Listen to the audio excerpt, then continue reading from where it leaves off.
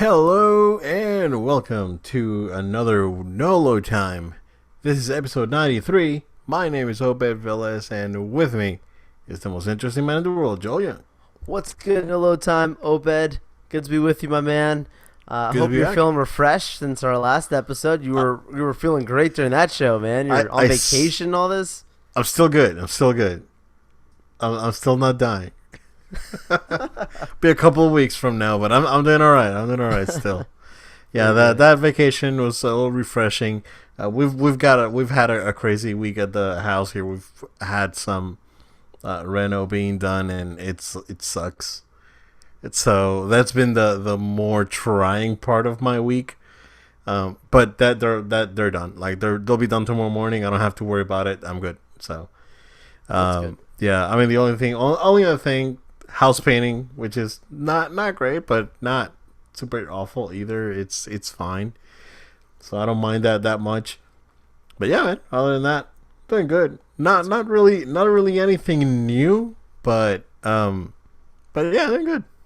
That's good. That's good. Well, I went out and saw a little movie this last weekend. John Wick 3, Parabellum, if I'm pronouncing it right. Wow, Obed. I've watched the first John Wick. I saw the second John Wick in theaters. Because when the first one came out, I didn't know what to expect from it. It just seemed like a cool Keanu action movie that was just coming out. No one really knew much about it. That was one of those movies that I literally just watched at home one random day, gave it a chance. I was like, oh, this might be good, and ended up loving it. And after that, the second movie was so good. I didn't know how I felt about that in comparison to the first movie. It's that good that's they're interchangeably good. You could pick one. Then this movie comes out, and by far this is the best one out of all the movies. I've only seen it once, but by far it's better than the first two. That just comes to show you how much they've really upped it since the last movie. Now the funny thing is I went into this movie thinking that this is the end of John Wick. This is the last one, the third movie. This is how they're going to close the chapter. This is the end. Naive me thinking that. Someone told me, no, Joel, they're not going to end this thing. And I was like, no, they'll probably close it off. No, sir. This movie performed so well. It stopped Avengers from being number one, which is the first movie to do it since it's been released in the domestic box office. And then they made enough money that they greenlit a fourth film. Now, it's not like they're just greenlighting a fourth film because it doesn't make sense. The movie is called Parabellum, and in direct translation, it means prepare for war. And this movie is just that. It is the preparation of war, without spoiling it, and the next movie I'm sure will be the war that was promised. Yeah, I got some catching up to do. I haven't watched any of them. It's worth it, and they're great. Yeah, I heard everyone raves about them, so I'm gonna take some time and probably watch them soon. It's graphic. You probably want to make sure you are prepared. I'm good. But it's a really really entertaining, and I think the whole motivation behind it is what makes it so fascinating. It's like you're watching this movie about a dog, and you're like, I did not expect to have these kinds of feelings, but it's very very very powerful. Really good story, and the mythology. The first movie, they have these little hints of, if you're at the hotel, you can't do this and this and that, and the boogeyman and all this stuff, and then the way they've just blown it up to the legend and mythology of John Wick is just so fascinating. I can't wait for the fourth movie. It's really really a good movie, man. That's good, man. Yeah, I'm happy for Keanu that he was able to get rid of the Neo thing. Yeah. Because every time he showed up in another movie, it would be like, oh, it's Neo. So I'm glad he's able to finally shed the Neo shell away and do something different. Although I gotta say, the second movie, having Lawrence Fishburne and then having him again in this movie, I'm like, ah. Well, that's good. Yeah, that's Neo that's together. Cool. Yeah, exactly. That's cool. That's like, there's pairs in movies where sure. You got iconic duos in different types of movies that come back and do movies again. So Yeah, that's pretty good, man. I'm definitely gonna try and check them out for sure because Yeah. I heard great things about them. Unfortunately, I haven't had the time to just look for them and actually watch them. Yeah. I know that they've been here and there on TV, but I don't want to watch them on TV. I want to watch the real thing. Straight. Yeah. I don't want any watered down stuff. So I will probably make go out of my way and try to watch them. But yeah, Good for sure. cool. Yeah, dude, I haven't watched anything else. I'm good. Since last week, it's like an explosion of stuff happening. It was like it's all the Sure. stuff I did, but then this week, back to work. Played a bunch of Zelda. That was pretty much it. I actually got the expansion, the both expansions. So basically, they're selling the expansion pack is $20, and it gives you two separate expansions. So, but I haven't checked it out yet. I've been doing some of the side stuff. I actually made it to the end, to the room where you go and like this is it, final boss.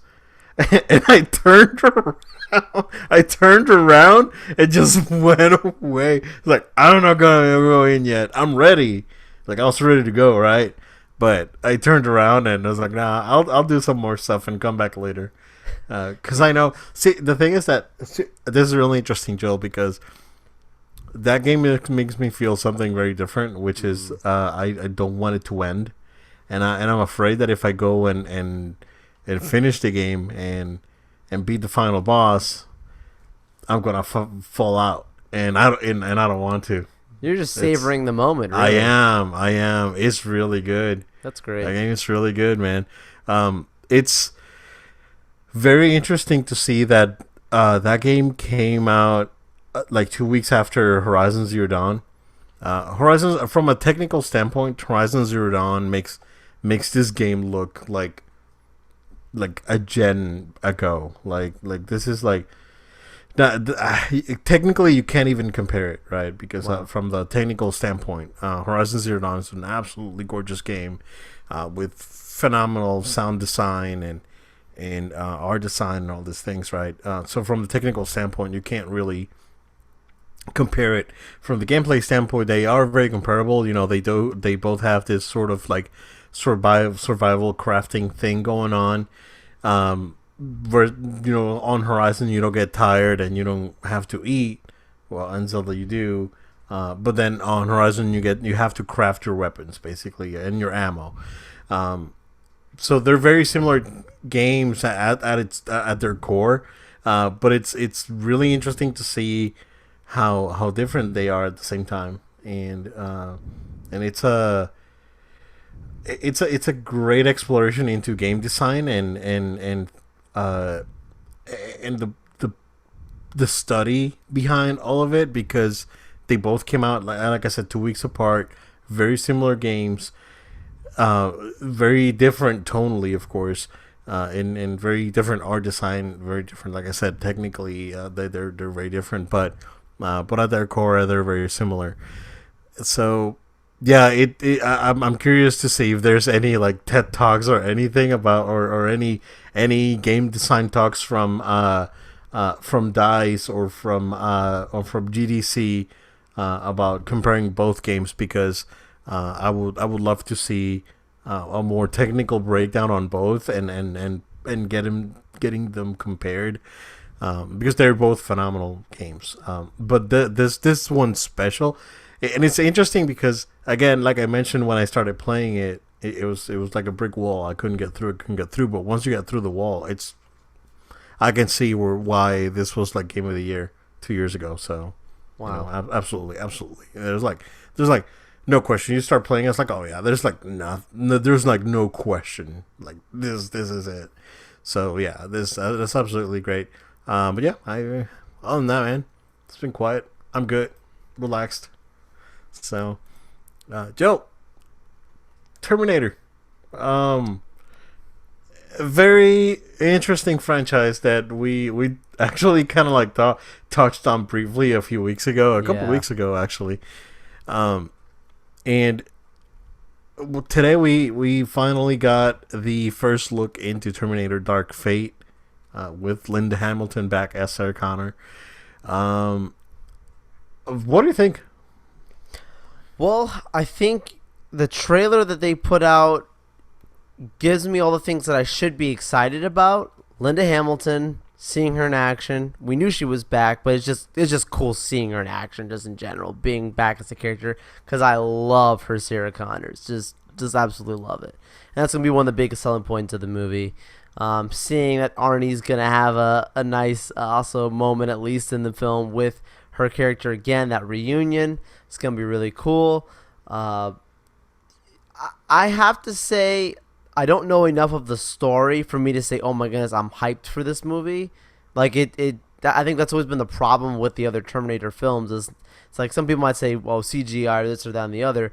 They've had talented casts when they've tried to do this in different ways, right? I mean, we had a Christian Bale one, we had, Emilia Clarke in the most recent one, but those movies didn't really hit off that well because the stories were just lackluster, in addition to other things. So I think that's my biggest concern, is until I really can wrap my head around it, and the title doesn't really give me anything. I'm not crazy about the title, Obed. Dark Fate. It's really generic. Like Dark. It's like Dark Phoenix, Dark Fate. I mean, Dark Phoenix makes sense, right? But Dark Fate of the Furious. I don't know. Like it's just not a title that I think is very exciting. But like you said, it's generic, like you're saying. So I like what I saw, but I'm not gonna pretend like I'm crazy about it after it. Yeah, same here. I like what I saw. I like that they're going with a Terminator that thinks is human. Yes. We're going into the whole our machines, our machines alive. We're going into the near automata thing here, Joe, and I'm pretty excited about that. So that's good. Nice. So I like that new nanomachine Terminator. That's pretty good. Something different than liquid metal, and I appreciate it.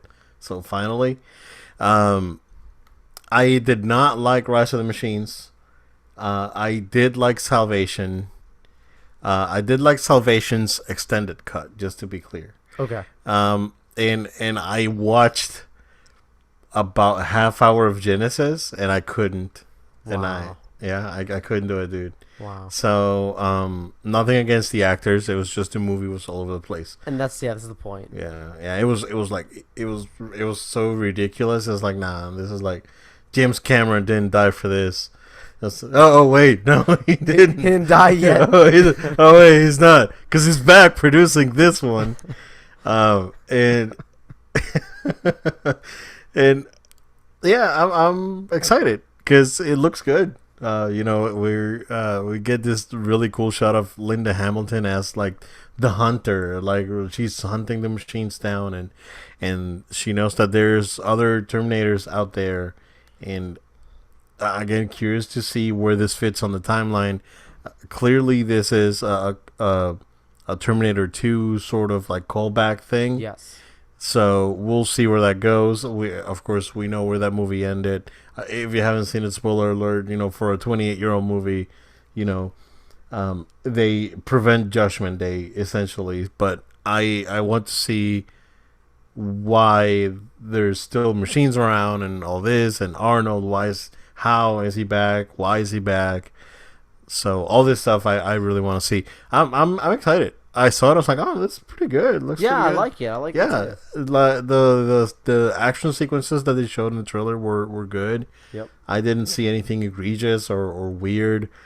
They're really putting Sarah Connor as a very mysterious character because she basically has like one line in the entire trailer. Yeah. And I'm assuming that they're trying to save this girl because this girl is some sort of key to the future, like she was on the original Terminator movie and how John was on T2. So I'm curious to see where this is going with the story. Excited, cautiously optimistic. Looks good. It looks bright at least, so that's good. Yeah, that was something I thought about too. Like, Terminator was always like at least the first film, how successful it was in the sense that it was very practical, like in the way those films were done, for a sci-fi kind of film, right? Like, and a lot of it takes place, I think, in the night, in the dark, to kind of hide some of it, right? Yeah, and it's a very personal movie. Like it's Right. very in your face, very up close and personal. I love that movie. I've said it before. Oh yeah, Yeah, I've said it before on the podcast. I think the first one's better than is the best one I of agree. all of them, and it's one of my favorite movies ever. Definitely my top 10. So Yeah, I 100% agree. And so that was the thing I recognize, like you know, they're going different by making there's actually like sunlight out when they're on this, you know, this bridge that they're driving across, or yeah, whatever. yeah, that's I like pretty neat. I like this actor Gabriel Luna coming in here to play the Terminator as well. Like, you know, obviously he was playing Ghost Rider on Agents of Shield, and he's also gonna be Ghost Rider on the Marvel Hulu series that they're doing. The one thing from a story standpoint and timeline standpoint is, like, I don't know if you saw the poster that had come out beforehand, which was has a picture of Linda Hamilton, you know, her character, and on the bottom it says, "Welcome to the day after Judgment Day," which kind of makes me think. I mean, there's so many different ways you can interpret it, but it kind of makes me think that they're saying, forget a lot of the stuff that happened in the past, like it doesn't even exist. And like you said, Obed, they're just jumping right into the events right after Judgment Day. Yeah, because they're definitely writing off Yeah. Rise of the Machines. Because I don't think that movie was trash. Like it wasn't Genesis levels of trash. Yeah. But it wasn't. It was missing a lot of his a lot of what made Terminator special, and it was a very it felt soulless basically, Yeah. and I think the ending the twist ending was good. You know, it's like hey, at the end of the day, you can't escape fate and all this stuff, right? So that twist ending was good, but it just felt empty. I didn't like was it Nick Stroll Yeah. that played John Connor? I'm not a big fan of his. Did he actually reappear, or because he had vanished? Like no, he was actually like missing. Like he was reported missing No, a few I years honestly ago. don't even Yeah. remember. Yeah. I hope he's okay. Yeah. So Yeah. yeah, so it's pretty crazy. Then Salvation, I liked. Okay, It's like you're just laughing. The dude went missing, man. That's terrible. I know. Gosh. Salvation, I liked. Okay, I like what they're trying to do with again bringing us like, oh, but I'm a human. No, you're not. You're a Terminator. So Which they're bringing that back now. They're bringing back down. Yeah, exactly. So that part that I really liked about Salvation, they're bringing it into this one. Right. So I liked it. I liked it. It made me feel it's like, all right, this is good. It looks okay. I agree. So yeah. Joel, we got some new info on Star Wars: The Rise of Skywalker. Vanity Fair posted their photo sessions with the actors and some pretty cool stuff, like the hard confirmation of the Knights of Ren. Yes. Finally, we got like legit confirmation of that. We have a new shot of Kerry Russell's character, Zori Bliss. Looks good. She seems to be some sort of bounty hunter type of character. Yeah. So that's pretty cool. And the big one, Joel, is that shot of Luke Skywalker with R2 in what seems to be a fiery sort of scenario. What do you think of that picture? The picture is great. I mean, of course. I know. But what do you think? How do you think this picture relates on what's going on with the story? Because they do give you bits and pieces of what's going to happen, right? Right. But at the end of the day, what's the symbolism behind this picture is Luke alive. Is this a flashback, which we don't think it is. Because of you pointed out to me, it's like, oh no, Luke has longer hair, which he had on Last Jedi, and that was before, that was after he let R2 go back to Leia. So, yeah, man, pretty excited. So I think like you hit up the nail in the coffin. That picture is the biggest question mark out of all the stuff that they put out from Vanity Fair. I like it. I think it's a great tease. It's very J.J. Abrams, Obed. Like, he doesn't tell you anything that's going on. He just teases you.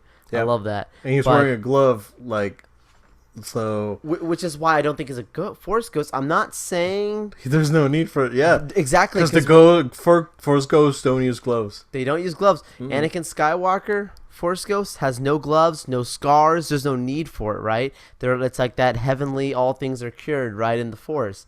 So it doesn't make sense for him to have that Force Ghost. He doesn't look like a Force Ghost that much in the picture. And most people have said it looks just like he's just in a very dark, area or explosion or whatever happened around him.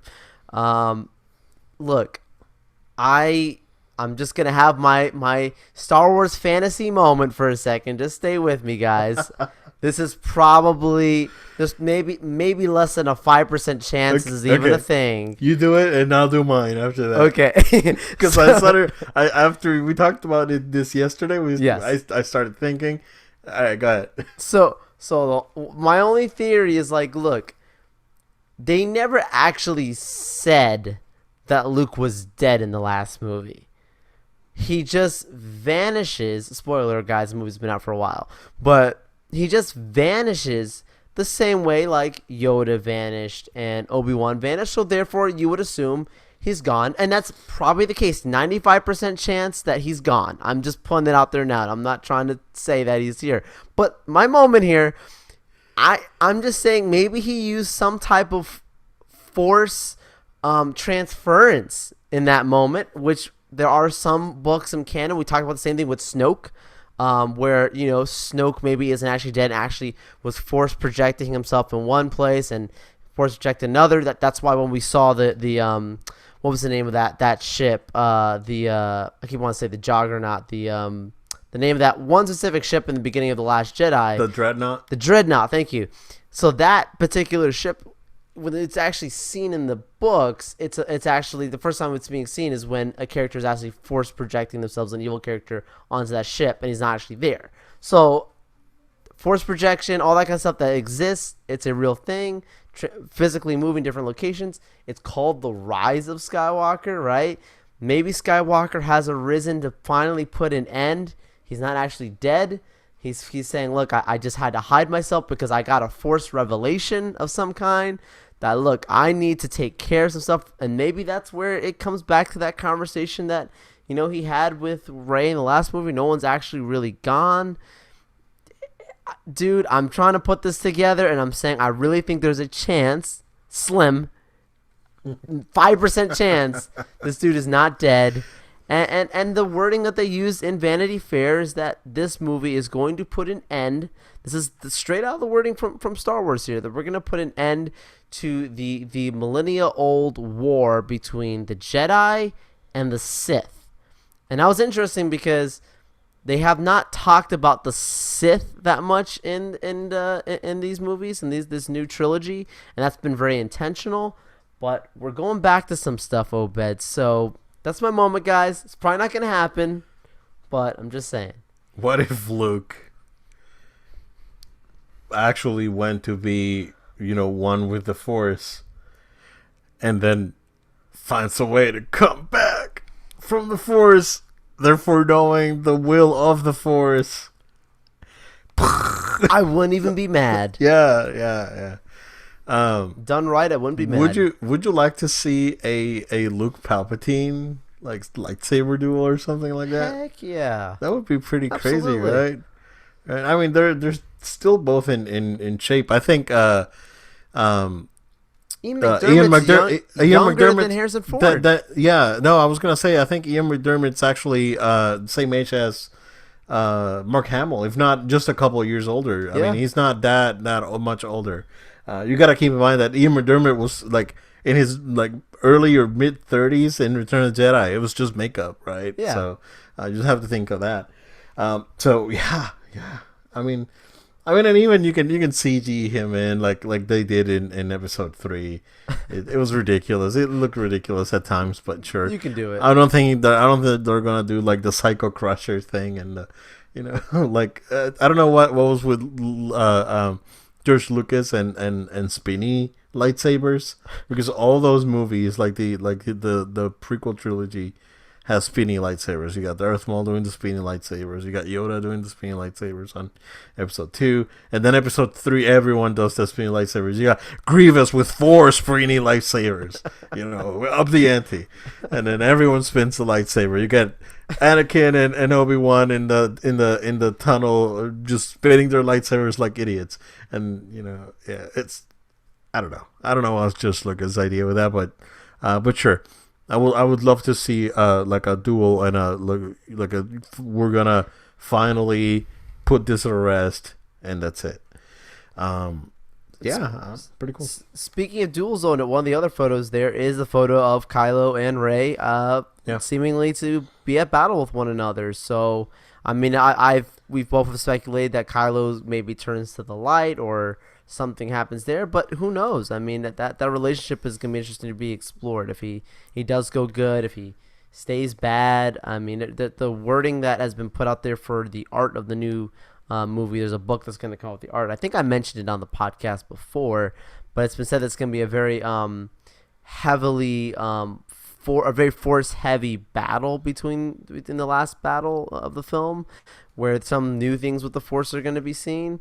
So, there's been in the art supposedly like these two characters are like upside down or something. I don't know, but we'll see. We'll have to wait and see. I mean, December will be here before we know, right? Yeah, and some breaking news that we had just about an hour ago. Yes, is that there's confirmation that the script for a Knights of the Old Republic movie is being finalized. As it's almost done basically. So Leda Calogridis, who did the screenplay for Leda, is doing the script for KOTOR. Of course, Knights of the Old Republic being a very popular original Xbox game. Never played any of them. I heard that the story were great. These games were done by BioWare before they were owned by EA. Never played them because I never owned an Xbox. We talked about it on the last episode, I think, because my reasons. But I think the game's on iOS and it's widely available on PC and whatnot. So, for sure. So I haven't played it because I just haven't had the time to actually just go in and play it, because I can probably do. Now that it's confirmed that DB Wise and what's the other dude's name from Game of Thrones? Game of Thrones, yeah. That they're for sure going to be the ones that are going to be doing the next series in Star Wars. Do you think this is their project, or do you think this is something else? No, I absolutely think this is their project. I think I'm putting 2 and 2 together from what a few different places have put out. It sounds like the next iteration of Star Wars is solely, the only plans they have is solely this new trilogy with these guys.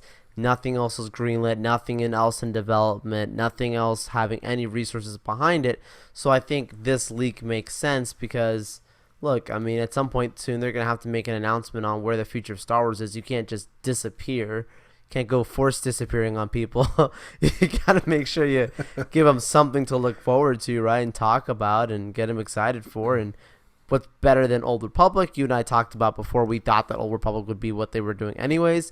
But, yeah, I mean, word was even the Rian Johnson thing. Like, he basically has nothing in the works right now with them, just kind of sitting there. So he could be doing a project, could not be. So my point being is that I think this very clearly is whatever, if that script's done, it's very clearly whatever these guys are working on for their next 3 movies. Yeah, and if that movie's going to come out, what was it again, 2022, right? Yeah, 2022. Yeah, we got 3 years, I think.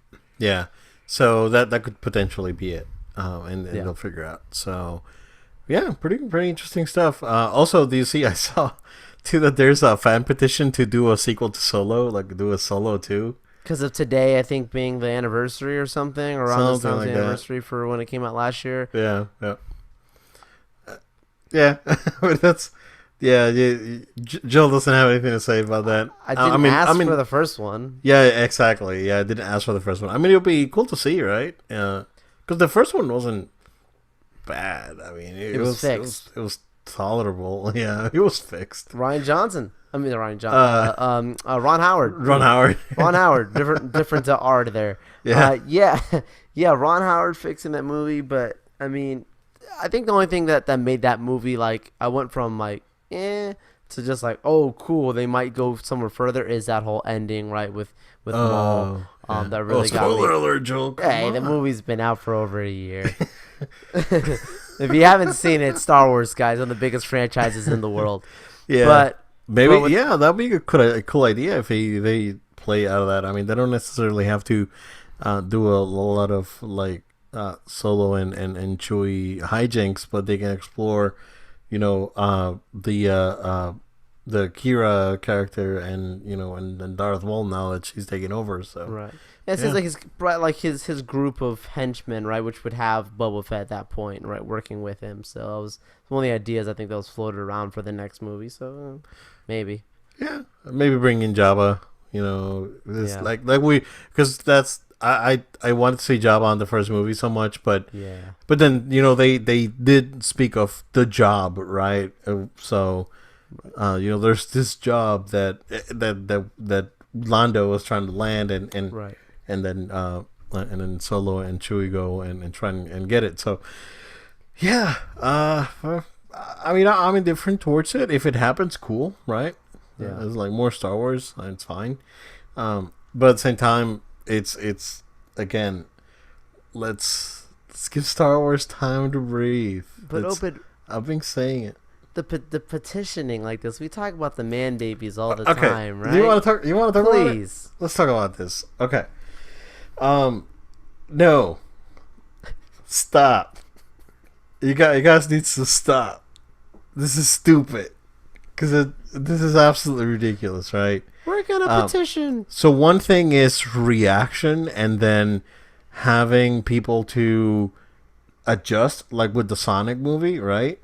So hey, fan reaction was awful. Right. We have time to fix this. Let's try and fix this. And I don't know if I mentioned it, but even like not Yu Suzuki, the guy from Sonic Team. The co-creator of Sonic, Yuji Naka. Yuji Naka went on Twitter. It was like, Sonic fans are the best. It's like he didn't say anything else. He just said that. And, or in that case, you know what? It's fine. Because he was outcry and outrage and whatnot. So, and it's before the product's actually out. So it's an early reaction, which is, it gives you enough time to fix it. Fine. But like the crap that's going now with Game of Thrones, and what happened with Last Jedi, and what's been happening with some other properties out there, you got stop. Like Mass Effect 3, it was like change the ending, and then they changed the ending. It's like it still sucks. It's at some point you have to respect the creator's artistic vision, and whether you like it or not, it is what it is. I think that I am one that I'm not a huge fan of Watchmen, and I've told you Watchmen the movie, and I've told you about it, and even Watchmen the graphic novel, it doesn't do anything for me, but I appreciate what it is, right? I'm not gonna go. It's like, this sucks. I mean, because it doesn't, but it's not for me. But sure. But when you go and watch the movie, right, and you get the ending, and all this stuff happens and whatnot, it was like, oh, this ending was trash. Let's do a petition so they can change the ending and have Rorschach be alive. I don't know. I'm glad that the Game of Thrones guys came up with a petition of their own. It's like, have fans do their own show if they're so smart, and because at the end of the day, the people criticizing are like backseat drivers. Yes. Hey, you're driving too slow. Hey, you're driving too fast. Hey, you missed a turn. I'm driving. Good way of putting it. Yeah, I'm driving. Let me drive. You're back there. You stay back there. Yeah. If you want to drive, you get your own car. Yeah, see? That's perfectly put. And there's nothing wrong with you having feelings of like, I didn't care for this, but it's the outrage we're talking about. Exactly. The outrage culture where it's like, I don't like it, therefore I'm gonna stomp and stomp and stomp until it's different. And it's meant to be entertaining. No one's forcing you to watch it or go about it. You have to understand these are decisions people made. You don't have to like it. I don't think there's plenty of things, Obed, you and I, that we don't like with some stuff. There's things I talked about Avengers, right? There's things about that movie that I don't think the movie's perfect. I think the movie's a really good movie, but there's little things that could be different. Exactly. But I'm not stomping my fist saying remake Avengers Endgame and remove this and add that. No. That's the movie that they made. The parts that I like, I'm gonna love. The other parts I like, well, yeah. But I have a right to have that opinion. But to go, knocking down the Russo brothers' door, it's a different thing altogether. Remake Last Jedi without women. Yeah, there's people out there. Yeah, because there's a Last Jedi cut without women. It's stupid. It's ridiculous. It's ridiculous. You and I talked about when they put the episode 9 trailer. We're like, what if they would have just purposely just to mess with the man babies, just put like only the female characters in the trailer just for fun to make people think that that's the only characters in the movie. Well, the same thing happened with Rogue One when the trailer came out, and it's funny because I watched the trailer. It's like, oh, this looks great. And I was really excited, right? And then like a couple hours later, I go into social media and check, and there's people crying. It's like, oh, the lead character's a woman, and you know what's crazy, Joel? I mean, you know what's not crazy, Joel, is that me watching the trailer, I didn't even realize that there was a female lead in the trailer. I was like, yo, this is great. Star Wars. Yeah. And man, I just can't. It's too much. And the same thing's happening with games, and the same thing happens with everything, and it's getting stupid. There's one man baby that you'll need to be concerned about, and that's the one man baby that you guys need to act and put up or shut up.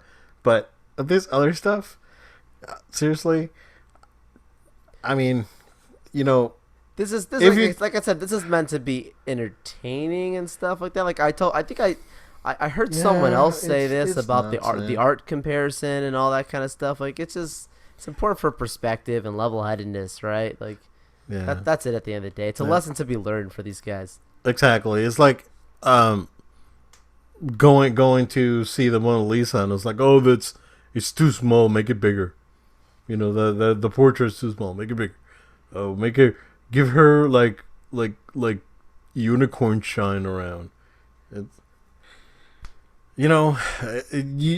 some point you need to accept the artistic vision of the creators, whether you like it or not. It is what it is. Also, freaking the one that's even worse than that, Joel, is the cast ones. Like we talked about Robert Pattinson last week. Yeah. Which is pretty much confirmed. But then you got the man babies doing petitions. It's like, recast Robert Pattinson. They didn't even give him a chance. Bro. It's like, were you even around when Heath Ledger got cast at Joker? When Michael Keaton. My goodness. When everyone was like, oh, but is the guy from 10 Things I Hate About You is going to be the Joker? What kind of joke is this? This is ridiculous. And then it comes out the friggin' best Joker ever. And Michael Keaton. There's someone posted a letter online writing DC that does like, oh, I found a letter of that someone that wrote DC about the Michael Keaton casting, and it was like a full page letter ranting about it from 1988 or whatever. And oh my god, I'm just man babies, dude. It's like, you know what, put up or shut up. It's like, if you don't like it, right, make your own. Like like Star Wars Theory made their own Darth Vader short, which was phenomenal. fine, that's awesome. Exactly. Put up or shut up. Don't just be there, keyboard warrior. It's like, I have the sword in my hands. Yeah, yeah. No. You do something. Do something creative. Prove that you can actually contribute in a creative way to the community instead of just being a man baby and crying about everything all the time. And the one thing I will give the creators too is if they're drawing emotion from people, or people actually are so passionate, that's also showing a fact of like how interesting and how connected people feel to these characters. Like, you wouldn't feel that way if it was a really bad character. Yeah. Yeah, exactly. Yeah, I mean the worst like I've always said, the worst thing that can happen to your product is for people to be indifferent towards it. Sure. And if like Last Jedi is the perfect example, because you either loved it or you hated it. Like, there was no in between for that movie. It was weird. So yeah. And I've even been, you and I, I think, we've talked about this off air. I've talked about on the podcast where I've eaten my own words about things. So I was like, I'm not really feeling this thing. And then like I watch it, Bumblebee, or even Venom. Remember, like I told you, dude, I was like, I was one of our first episodes early on when we were recording. They were agreeing Venom, and I was like, why are they even making this movie? Then I watched the movie and I was like, this isn't terrible. Like, this is okay. It's not a great movie by any means. But I was like, you know what? I get it. Like, unless it's about giving it a chance. But a lot of times, even when we don't like something, we'll put it in the context of not just, I just don't like it because I don't like it. We're saying these are reasons why, but we'll see. Yeah, well, I mean, but yeah, man babies. Stop it. Joe, speaking of man babies. Here it comes. Sony Interactive is launching what they're calling PlayStation Productions to bring PlayStation properties into movies and TV. So they're going to start pulling properties from their catalog, meaning, God of War, Horizon Zero Dawn, The Last of Us, all these properties that are owned by Sony. And they're going to start trying to convert some of this stuff to movies and TV. Of course, this is not being, this will be overseen by Sean Layden, but Assad Silbash, that's probably, I'm sorry, Mr. Assad, or we're sorry, we're sorry, but yeah, and he's gonna be in charge of the division. 2022, this is gonna be closed down. Joel, what do you think? So you know what? I actually like this news. And I like everything about it. The PlayStation Cinematic Universe. The PlayStation Cinematic Universe. It reminds me that they're, of when Marvel was in the early stages of building a cinematic universe. Of course, they did it well in a way that no one else has ever been able to do. It's just historic and amazing. But I'm not saying PlayStation is gonna do something like that. But I'm just saying, like, when you're building a cinematic universe or building your own studio, rather, like, you got to make sure you do things right from the beginning, or else you're gonna have too many cooks in the kitchen. You're gonna have problems and all these different things later on. So if PlayStation wants to be serious about this, it's great that they got a studio head. They're not just saying, hey, we want to do this thing. They come up with an announcement of, we're hiring this guy to make this show, and that's it. It's like, no, one person to oversee it all. And when they're ready to hear all these different pitches and ideas, then they'll start greenlighting things, similar to the way Feige does in his role, right, at Marvel. It wasn't just that they just announced Iron Man, then Feige came afterwards. No, this stuff was seen from the beginning. So I just, I do hope that they take it slow, that they put serious resources behind it. That's going to be a big part of it, right? Like, how cheap are they on it, or how serious do they take it? And, there's ways of going around this from it being now almost like a streaming platform. There's ways of going around of slowly kind of building your way up, seeing how you do from a profitable standpoint with your properties. So, maybe you don't jump out there trying to make, try and make The Last of Us or something. Maybe you don't try and do that because, you can do it on a smaller scale, but the expectations will be crazy. But maybe do something like Infamous, right? Maybe do something about one character with a little, like, thing, and then see how Infamous grows season to season. Bro, an Infamous movie would be sick. Oh, I love Infamous. It'd be great. Yeah. I wonder if the Metal Gear Solid movie will benefit from this because Sony owns the rights to the movie.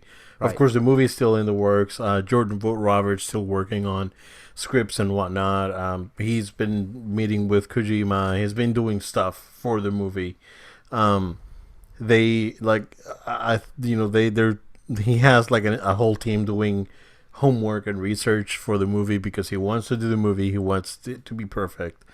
So I wonder if a project like that could benefit from having a production partner like this. That'd be pretty interesting.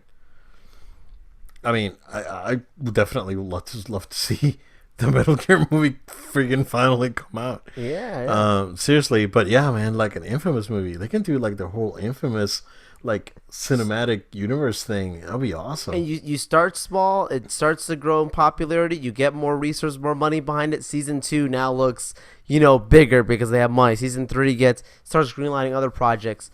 Start with something that brings intrigue, brings people there, but then, build it up. Little Big Planet, if you're going to do an animated thing, I think Little Big Planet has enough for people to be interested and have a good time. Maybe let their kids even be able to watch something. You can do like animated shorts for Little Big Planet. Exactly.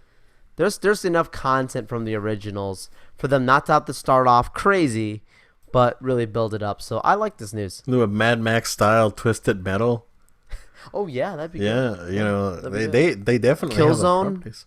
Maybe. Yeah.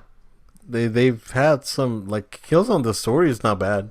Yeah, the story's not bad. So Resistance, yeah. Oh, the story in Resistance is great, man. Yeah, it's like you get invaded by aliens during World War II. That's awesome, man.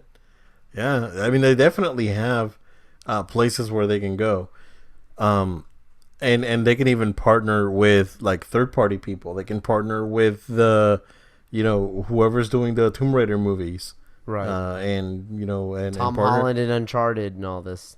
Yeah, apparently that whole project just died, but I don't know. We'll see. There's rumors, but yeah, we'll see. So apparently they did their homework. I had a meeting with Kevin Feige and started to get information on how to do this the right way. And they're 100% in. I mean, if it's gonna be a hit or not remains to be seen. But hopefully they can do something proper with some of those properties. I agree. Jill, speaking of keeping going on PlayStation, so we've mentioned a few weeks ago about the interview that that Wired had on the side with Mark Cerny about PS5 and how it showed the difference in load times between fast travel and Spider-Man. They released video of that.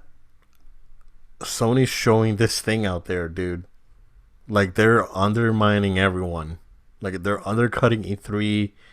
They got early on Microsoft because they're already out there, dude. It was very impressive, but just to straight up talk about the footage. They showed fast travel on a PS4 Pro for Spider-Man was 8.1 seconds on the next gen hardware. Was they're just calling next generation. It's not called PS5. Is just 0.83 seconds. So it's incredible. I am very excited. Again, I am not a day one new next gen purchaser, but I am very intrigued on what this thing's gonna be, and this may be the one that'll make me pull out my Best Buy credit card and slash it, because I'm pretty excited about all the specs and all this stuff that's coming out. For some reason, I don't know what it is, but I am very excited about it. Oh yeah, I mean, I think that has to do with just the success of last gen. That now you're hearing the next gen. Like, It's oh my probably what it goodness, is. it's gonna. It you got your mind can only imagine, and obviously this now is putting some facts behind it. Like you said, Obed, this is undercutting E3 and everybody else because there's not a real formal announcement for PlayStation Next Gen. There's just some discussion on, hey, we're working on something, and people are talking about it like it's gonna come out tomorrow. There's so much anticipation and excitement for this thing, and when you put out in front of it, essentially the real marketing, the beat of the marketing of this new thing is gonna be no loading times, like, bro. I mean, this We can say you the name Sony. We can turn this into PlayStation podcast. called us the prophetic podcast I on know. here. We've had a few stuff come true that we've talked about. This is maybe one of them without even realizing it. No loading times being the real marketing push behind the next gen of PlayStation. I mean, what's a better way to market your thing? Like, you can just play it right away. I mean, how many of us, ugh and grunt when we come to, I can't wait to play my new game, but hold on a second. Gotta make sure that I got enough, I got enough power. I gotta make sure now I got this game on here. Now I gotta make sure, I gotta wait a few seconds for my loading screens between fast travel. I gotta, we just want to have a seamless experience, right? So this is really taking us there. 0.83, I mean, it's unbelievable. It's less than a second, man. That'll fix, because my only gripe with Devil May Cry 5 was the load times. It's like every time, and not the load times, and not the in-game load times. That was fine, but it was the menu load times, because the menus Sure. the menus are really stylish, presentation wise. So they load in. So that was my biggest gripe with it. If they can cut that to zero, or close to zero, that would be perfect. Yeah, I don't know why, but I'm just really excited about next gen, dude. And I haven't seen any games. I haven't seen anything. I'm just excited about having fast hardware that can run my games, the games that I like from PS4, even better. And Yeah, and shoot, the that's backwards probably. compatibility. Yeah, and they said that is a pillar of their thing for next gen. That they're not giving up on that. That it's happening, and they're taking advantage of the increase in power for that. So yeah, very exciting stuff from PlayStation, man. I'm really excited to see what Microsoft's gonna show at E3, if they're gonna show up anything. The show is theirs. The show floor is theirs. There's really It's their not moment. any competition, so they got this if they really want it. Yep, it's definitely their moment. So we'll see. Joe, the last bit of news that I have here is that Nintendo is starting their beta for their Mario Kart mobile, and it is an Android beta as of now. And yeah, this game was delayed. This game was supposed to come out, I think, in March. It got delayed to summer. Rumor is that it's gonna come out around E3. So makes sense that they're doing beta now. Game's probably gonna come out in about a month. So yeah, pretty good stuff. Based on what I saw, it's motion controls on your, say, phone or tablet. Use your phone as sort of a steering wheel device, which is to be expected on a sort of racing game like this. Looks good. It's Mario Kart. What can't go wrong with Mario Kart. I did hear that the game has microtransactions, and it's like really heavy microtransactions.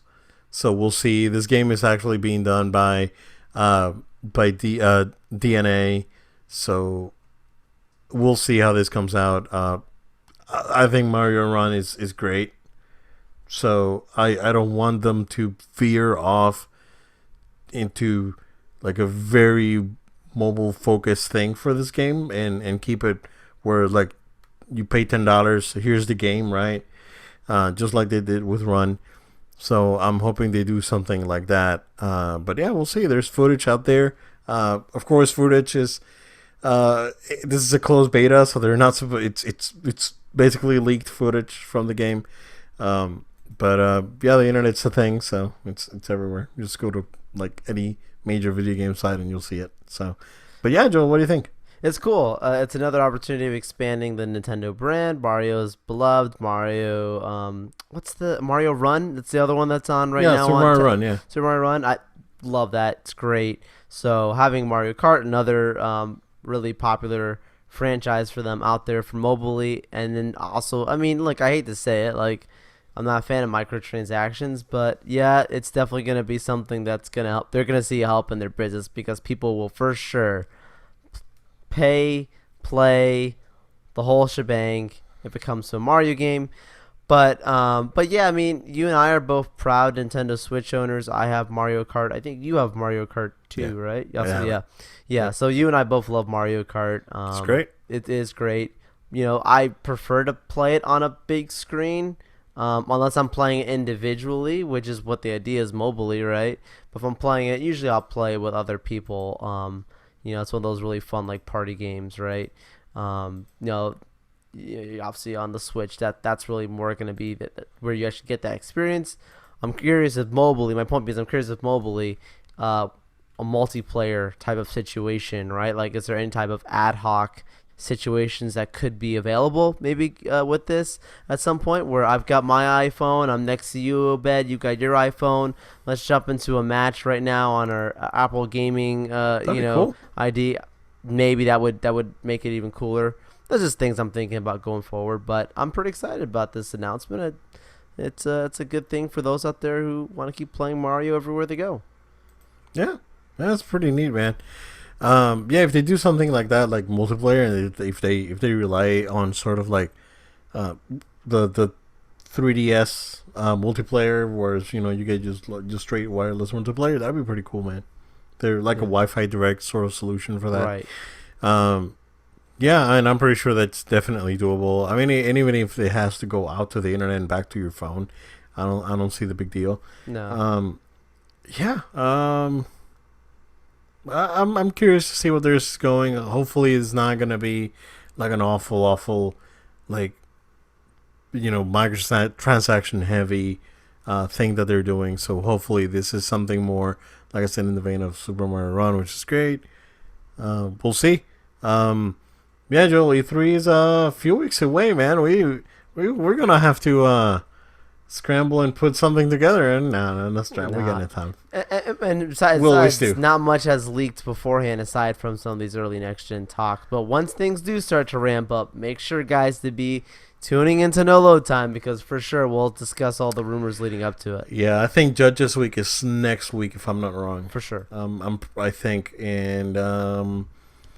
and then the event starts, I want to say the 10th. I think the Microsoft's going on the 9th, if I'm not wrong, of June. So, man, it's around the corner. So we're going to have, of course, special coverage. We're going to have an E3 recap show. Unfortunately, we're not going to be able to do a live show this year, which I really enjoyed doing. Joe, that last year was awesome. But if they do announce a PSX with enough time for us to move stuff around and make a live show, we'll do that. So we can definitely make it work. Joe, that's what I got, man. Unless you have anything else, let's do it. Yeah, man, that's what I got.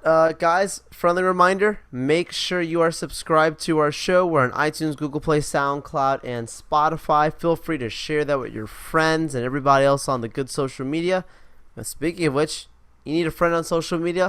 Why not connect with No Load Time? Go ahead and give us a follow at No Load Time on Facebook, Twitter, Instagram, and Twitch. Also, we want to make sure you guys feel open to send any feedback you might have. We talked about a lot of really interesting stuff on this episode. We talked about some really interesting stuff in our last few episodes. Make sure to send an email to noloadtime@gmail.com. That's noloadtime@gmail.com with questions, comments. Maybe we'll even discuss about here on the show. But we look forward to speaking with you guys next time on our next episode. Thank you, guys, and see you again next time.